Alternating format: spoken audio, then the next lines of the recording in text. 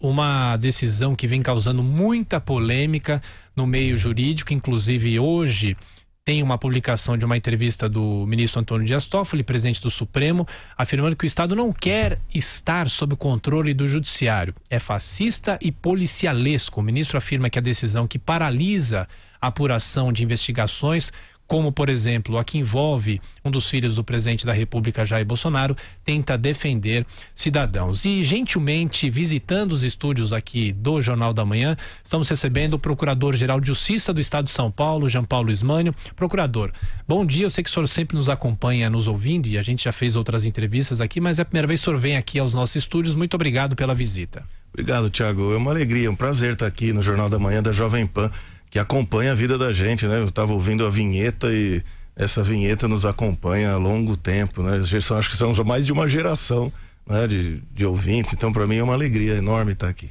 Nós é que agradecemos. Procurador, essa decisão do ministro Antônio Dias Toffoli vem causando uma repercussão muito grande e o senhor já chegou a falar que essa decisão pode prejudicar investigações de pessoas que estão envolvidas com organizações criminosas como o PCC aqui em São Paulo. É possível já saber qual que é a dimensão do impacto dessa decisão e há uma expectativa de que possa ser revertida pelo plenário do Supremo?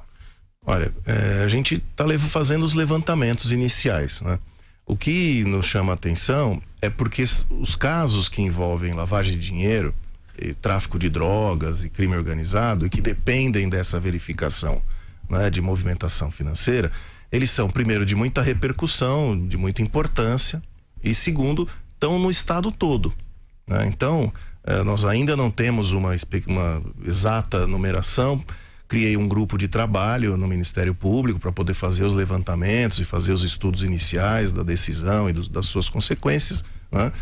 E tão logo tem esses números, a gente vai divulgar, mas nós ainda estamos fazendo o levantamento. Aqui com a Denise Campos de Toledo, Bruno Garchagen e o Josias de Souza em Brasília. A Denise faz a próxima pergunta. Denise. A grande preocupação é que não se possa trabalhar com os indícios de irregularidades que vêm exatamente do COAF e da Receita Federal, não é? Porque o início de toda investigação parte muitas vezes de informações, de movimentações atípicas que são detectadas, né? Exatamente. É importante fazer essa distinção. O COAF, a Receita, quando eles enviam ao Ministério Público ou à polícia, eles enviam apenas um meio de prova. É uma informação, não é prova. Então, aquilo serve apenas quando é esse o meio, né? Porque existem vários outros meios. O boletim de ocorrência é o meio de prova, relatórios de investigação são meios de prova. Então, quando chegam meios de prova, aí se começa uma verificação para ver se de fato há ou não algo a ser investigado. Se outros elementos corroborarem, como a gente diz, né, apoiarem esse indício, aí a gente vai ao judiciário pedir, aí sim, a quebra dos sigilos, né, quando for o caso, sempre com o controle judicial, né, quando for o caso da Constituição, da legislação exigir. Então, essa informação, essa simples informação do COAF é natural, é previsão legal dela ser compartilhada para que a investigação se inicie, né? Então, esse é o ponto importante. E por que essa informação é relevante? Porque ela mostra uma operação bancária, financeira ou de Receita Federal, enfim, onde há indício de fraude ou de ilícito, de crime. Nessa hipótese em que o Estado já está investigando, na Receita Federal já se faz a investigação da sonegação. E na verdade houve algumas mudanças aí no que deve ser averiguado, exatamente por causa das investigações da Lava Jato, em que se viu que houve aí talvez até uma negligência pela legislação de não detectar antes lavagem de dinheiro, transferências irregulares, Caixa 2 e tudo mais que estava rolando pelo sistema financeiro, né? Então, o COAF foi criado pela Lei de Lavagem de Capitais em 98, seguindo toda uma linha de tratados internacionais que o Brasil é signatário, exatamente para fazer essa fiscalização, que é feita no mundo todo. É uma fiscalização de fluxo de transações, né, que são defesa da ordem econômica.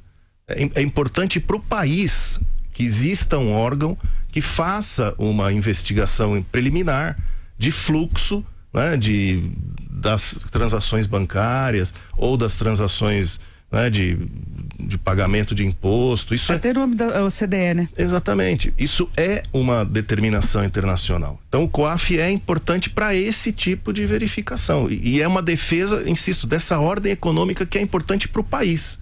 Não é uma questão só de investigação individual. A ordem econômica é prevista e defendida na Constituição Federal. E por isso que o COAF existe. Então ele é fundamental como sistema de controle de fluxo de capitais para o país.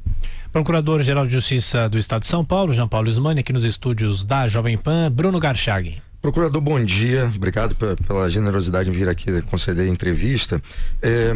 Em termos de percepção popular, aquilo que o senhor acabou de mencionar, parece que a sociedade como um todo apoia esse tipo de procedimento, até pelos resultados que foram obtidos até agora, não só a Lava Jato, mas investigações no âmbito dos estados.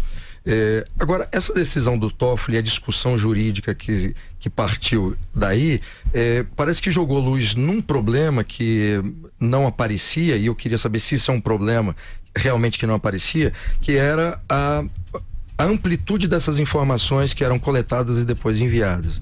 Até num trecho da decisão, o ministro Toffoli diz que deve-se fornecer dados genéricos e cadastrais, vedada a inclusão de qualquer elemento que permita identificar sua origem ou natureza dos gastos. Então a gente está discutindo aqui a dimensão e amplitude dessas informações. Do ponto de vista legal, qual é essa limitação e de que maneira a Constituição ou a legislação infraconstitucional baliza a atividade do Ministério Público dos promotores? Então, primeiro, a questão é estritamente jurídica, né? Todos nós concordamos que as investigações, quando envolvem sigilos e previsão constitucional, deve ser mesmo supervisionada pelo judiciário. Isso é um ponto pacífico no trabalho. Todos nós estamos acostumados aí ao judiciário pedir, né, quebras dos sigilos naquilo que a Constituição e a legislação determina. Você colocou muito bem a questão. Ela é uma questão jurídica que envolve o alcance da informação que pode ser passada ao Ministério Público.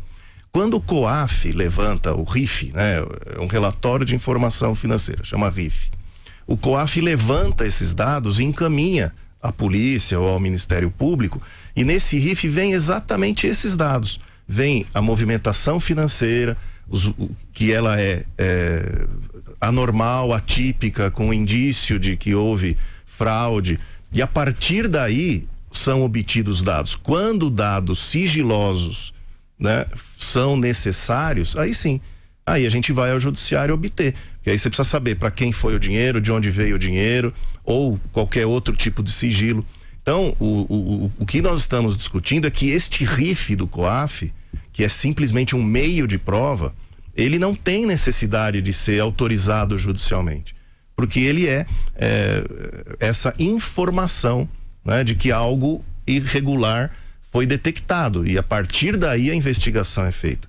E por que é assim? Porque a rapidez desse tipo de crime, pra você ter uma ideia, em 24 horas o dinheiro dá 4 voltas ao mundo na lavagem de dinheiro ou evasão de divisas.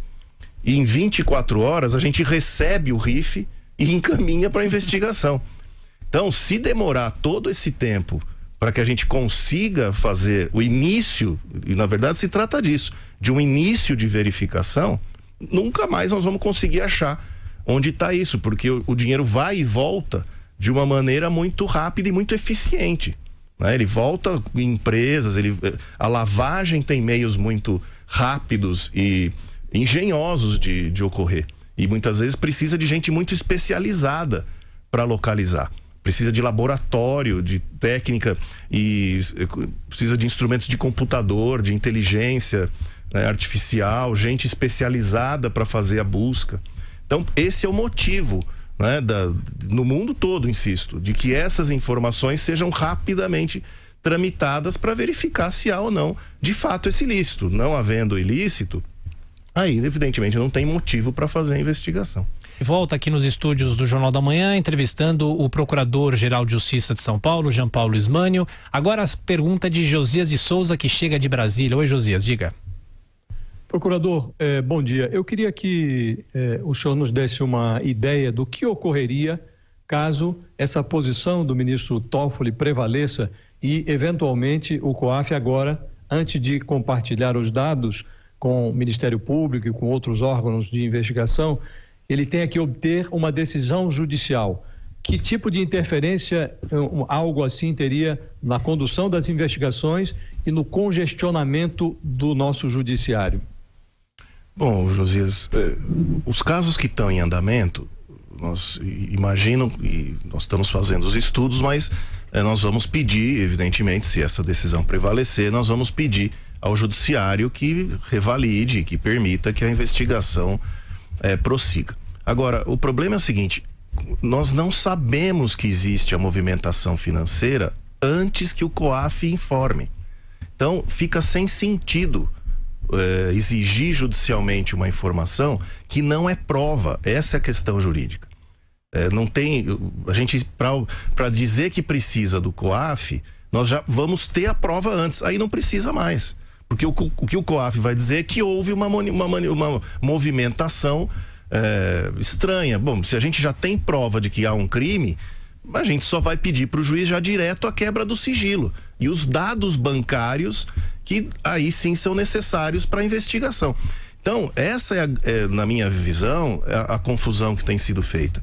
O COAF e a Receita Federal, quando mandam esses relatórios para nós, é a partir deles que a gente vai fazer a investigação e verificar se tem necessidade de quebra de sigilos ou não.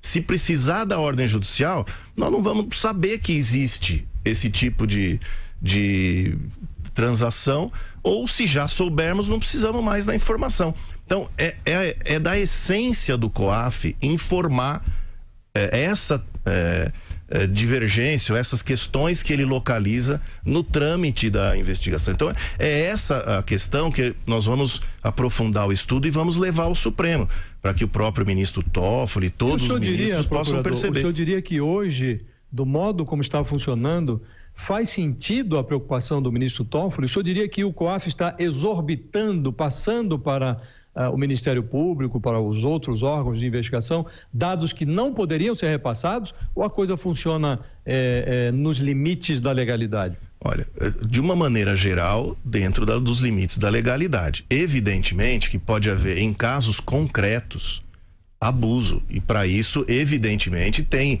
o judiciário, e se houver abuso, nos casos concretos que o judiciário analisa, aí sim, no caso concreto pode haver qualquer decisão judicial, como é do dia a dia, e é função do judiciário fazer isso mesmo.